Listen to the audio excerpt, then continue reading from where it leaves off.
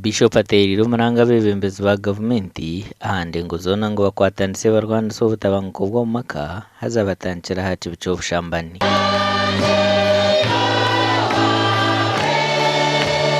Nabarebere abaparlamenti nabo abantu bashungukire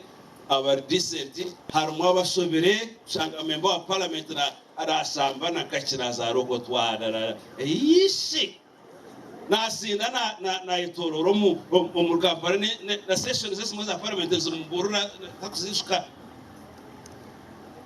nebeba ba minister barukwiba obsent shim minister kutungamira utubati twabana kubara bakaramoje ruhanga tugirire mbabazi oshambana abatine bwenge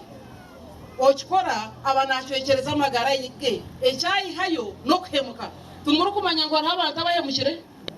Abebembezi ba mtoma borekero ko butabanguko bwo makom district bukanyisibwa bakuzareryo batine kigendera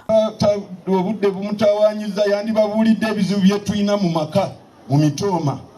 usanga bali wa RDC bali we MP bali wa chairman 5 tusindise mu basidio bali ku police olwo kutawana okuli mu maka mukazi wanje kuyagenda